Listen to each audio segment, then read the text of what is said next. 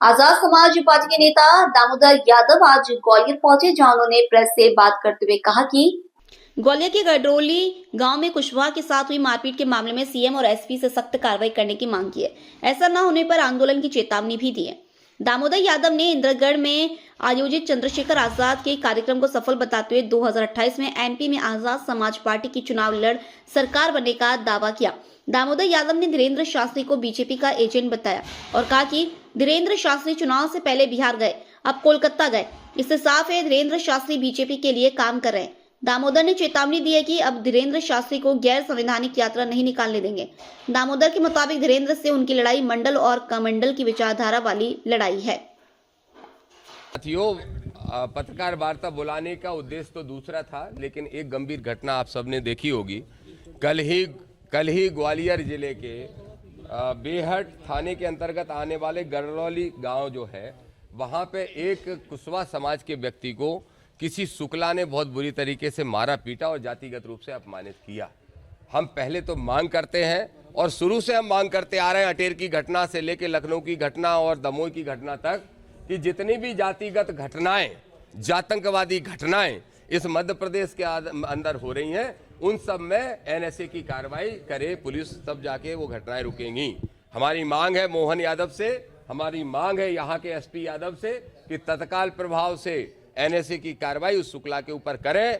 नहीं तो फिर जैसा हमारे राष्ट्रीय अध्यक्ष आदरणीय भाई चंद्रशेखर आजाद जी ने कहा है कि फिर हम नीले कबूतर नहीं हैं, फिर नीले बाज हैं, और इसके लिए मजबूर ना करे प्रशासन कि बाज अपना शिकार खुद ढूंढे। तो ये हम आपको स्पष्ट तौर पर कहना चाहते हैं। एसपी से मैं आग्रह, अपील और चेतावनी सब देना चाहता हूं कि ये नहीं चलेगा कि आप किसी के दबाव में आके कार्रवाई करो, तत्काल प्रभाव से कार्रवाई करो। एक विषय तो हमारा ये है। दूसरा एक और विषय गंभीर ये है। सबसे पहले तो मैं आप सब मीडिया के साथियों को भी धन्यवाद दूंगा, हमारे पार्टी के प्रदेश के नेतृत्व को, राष्ट्रीय नेतृत्व को धन्यवाद दूंगा कि इंदरगढ़ की जो सभा थी बाबा साहब के परिनिर्वाण दिवस पे, जिसमें आदरणीय राष्ट्रीय अध्यक्ष चंद्रशेखर आजाद जी आए थे, उस सभा ने पूरे मध्य प्रदेश की सत्ता और विपक्ष की मुख्य पार्टी की चूल्हे हिलाने का काम किया है। वहां पर मौजूद लाखों का जनसमूह ने यह संदेश दिया है कि 2028 के अंदर अब आजाद समाज पार्टी सरकार बनाने का प्रयास करेगी। और मुझे पूरी उम्मीद है कि ग्वालियर, चंबल अंचल, बुंदेलखंड, बेंद पूरे क्षेत्र में हम पूरी ताकत से भाजपा का मुकाबला करेंगे, क्योंकि ये कांग्रेस की हैसियत नहीं बची मुकाबला करने की। एक बात। दूसरा, मैं आपके माध्यम से धीरेन्द्र शास्त्री को जो मैंने आरोप लगाए थे, और 2 साल से ये दामोदर वर्सेस धीरेन्द्र शास्त्री जो मीडिया में चल रहा था, मेरे सारे आरोप सही सिद्ध हुए। मैंने कहा था कि धीरेन्द्र शास्त्री सत्ताधारी पार्टी के एजेंट हैं, और ये सिद्ध हो गया कि जब बिहार में चुनाव होता है तभी धीरेन्द्र शास्त्री वहां कार्यक्रम करने 4 महीने पहले जाते हैं। जब बिहार का चुनाव चल रहा होता है तब वो एक हिंदू यात्रा निकालने का काम करते हैं। हरियाणा में भी जब चुनाव आए थे तब वो सभा वो कथा करने के लिए गए थे। और कल धीरेन्द्र शास्त्री पश्चिम बंगाल पहुंच जाते हैं, क्योंकि अब पश्चिम बंगाल में विधानसभा के चुनाव आ गए हैं। इससे स्पष्ट होता है कि धीरेन्द्र शास्त्री कोई बाबा, कोई संत नहीं, बल्कि बीजेपी के एजेंट के रूप में काम कर रहे हैं। मैं स्पष्ट तौर पे कहूंगा और चुनौतीपूर्ण तरीके से कहूंगा, अगर धीरेन्द्र शास्त्री में हिम्मत है तो घोषणा उन्होंने की थी कि हम दूसरा चरण यात्रा का करेंगे, करके दिखाएं। दामोदर यादव की चुनौती, अगर हिम्मत है तो दूसरी यात्रा करके दिखाओ। सुप्रीम कोर्ट के माध्यम से रोकने का कोशिश करेंगे और रोक के दिखाएंगे। चाहे पीएम के छोटे भाई बने रहो, चाहे सीएम के बड़े भाई बने रहो, लेकिन भारत का संविधान आपको नहीं तोड़ने देंगे। एक और गंभीर विषय सुन लीजिए आधा मिनट में। आप सबको मालूम है कि डबरा में एक मंदिर का निर्माण हो रहा है, और डबरा में जो मंदिर का निर्माण हो रहा है तो भगवा चोलाधारी धर्म का इस्तेमाल धंधे के लिए कर रहे हैं।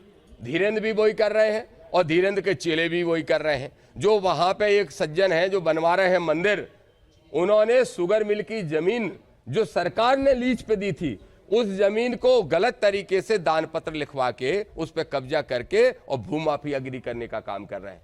तत्काल प्रभाव से ग्वालियर के कलेक्टर को, स्पष्ट तौर पे कह रहा हूं, तत्काल प्रभाव से ग्वालियर के कलेक्टर को डबरा मंदिर निर्माण के काम को रुकवाना चाहिए। उस जगह की जांच करना चाहिए, वो जगह सरकार की है या फिर उन किसानों को देना चाहिए जिनका 12 करोड़ रुपया अभी तक शुगर मिल वालों ने खा लिया और वापस लौटाया नहीं। वो आंदोलन मैंने खुद लड़ा था।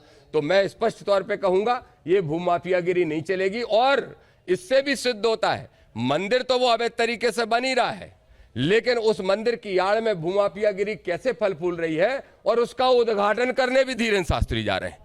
उसका उद्घाटन जो 11-12 फरवरी को होना है, उसका धीरेन्द्र शास्त्री उद्घाटन करने जा रहे हैं। तो मेरा जो दूसरा आरोप था कि धीरेन्द्र शास्त्री भूमाफियाओं के साथ खड़े हैं, ये वो भी सिद्ध होता है। इन सब बातों को लेकर आज हम आपके बीच में पहुंचे हैं। अब आप कुछ पूछना चाहे तो पूछ सकते हैं।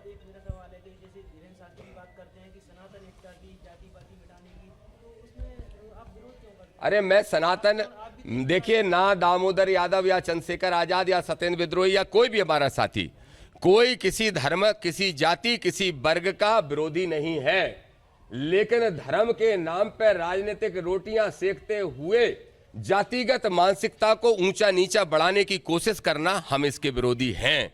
अगर वो एकता की बात कर रहे हैं तो चलो, आज ग्वालियर की घटना हुई है, चलो ये भी चुनौती धीरेन्द्र शास्त्री, जाति पाति खत्म कैसे करोगे? एक शुक्ला लट्ठों से मारेगा एक कुशवाहा को, तब तुम चुप रहोगे। एक कुशवाहा को पैर धुल के पानी पिलाया जाएगा, एक पासी को पेशाब चटाया जाएगा, एक जाटव को पेशाब चटाया जाएगा, तब धीरेन्द्र चुप रहेंगे और कहते हैं जाति पाति खत्म करना चाहते हैं। सारे हिंदू एक हो जाओ, जाति पात की करो बधाई, और क्या बोलते हैं, हिंदू हिंदू भाई भाई। मैं कहता हूं जाति पात की करो विदाई, मनुवाद की करो विदाई, संविधानवादी भाई भाई। दामोदर जी, ग्वालियर में सांसद कुशवाहा है, कैबिनेट मंत्री कुशवाहा है, फिर इसमें धीरेन्द्र शास्त्री ही क्यों जिम्मेदार है? धीरेन्द्र शास्त्री इसलिए जिम्मेदार हैं कि ये जिनके नाम आप ले रहे हो, ग्वालियर के सांसद, विधायक, मुख्यमंत्री तो छोड़ो, प्रधानमंत्री भी ओबीसी के हैं। लेकिन उसके बाद भी घटनाएं इसलिए हो रही हैं कि ये सारे लोग किराएदार हैं, किराएदार, घर के मालिक नहीं है। घर का मालिक नागपुर से चलता है संचालन, और उन नागपुर वालों की विचारधारा, जिनने कभी राष्ट्रीय ध्वज तक अपने कार्यालय पे नहीं लगाया था, तो वो मनु विधान को इस देश में लागू करना चाहते हैं। किराएदारों की हैसियत होती कितनी है, कितनी सीएम की होगी, कितनी पीएम की होगी, छोड़िए इन सांसदों को। ये सांसद क्या कर लेंगे? और इन सांसद को शर्म आना चाहिए। अगर वो कुशवाहा जाति में जन्मे हैं और उनकी जाति के आदमी को सिर्फ जातिगत मानसिकता के तहत सड़क पर पटक के इस तरीके से मारा जा रहा है, सबसे पहले उन्हीं को इस्तीफा देना चाहिए। दामोदर यादव मंडल है, यादव दामोदर यादव दामोदर मंडल है, और मंडल के नाम से वो विचारधारा झलकती है जो एक जाति की नहीं बल्कि सामाजिक न्याय दिलाने की एक पहचान बनाती है। और हमारे जीवन का मकसद इसलिए है, तो इसलिए हमने मंडल की घोषणा की लाखों लोगों के सामने। तो क्या अपने पहचान पत्र बन लेंगे? जी हाँ, बिल्कुल। तो क्या मंडल दामोदर यादव और कमंडल धीरेन्द्र शास्त्री, मंडल और कमंडल का संघर्ष इस देश में लगभग 50 साल से चल रहा है। जिस समय बीपी मंडल की कमीशन की रिपोर्ट सिफारिशें लागू होने वाली थी, तब अडवाणी जी एक यात्रा लेके निकले थे, और अब जब फिर से ओबीसी आरक्षण को दिलाने की बात हमारे अम्बेडकर साथी कर रहे हैं, अम्बेडकरवादी साथी कर रहे हैं, तब फिर से धीरेन्द्र शास्त्री जैसे लोग यात्राएं लेके निकले हैं। तो ये मंडल कमंडल की लड़ाई में इस बार किसी भी कीमत पे मंडल को परास्त नहीं होने देंगे, कमंडल को परास्त होना पड़ेगा। मंडल और कमंडल साथ में कब बैठेंगे? मंडल और कमंडल साथ कब? नहीं, हम ना उनको, ना हम उन, आप आंदोलन चला रहे हैं, बीबीसी कहां? मंडल के नायक तो बन रहे हैं। देखिए, मंडल के जनक जो भी हैं उनका हम सम्मान भी करते हैं, और उनकी हमने पुण्यतिथि वो मना, ये कोई आप बाध्य करोगे? हमारी सोच है, हम जैसा लेते हैं वैसा बोलेंगे। अब आपको जैसे दिखाना वैसे दिखाइए। Thank you.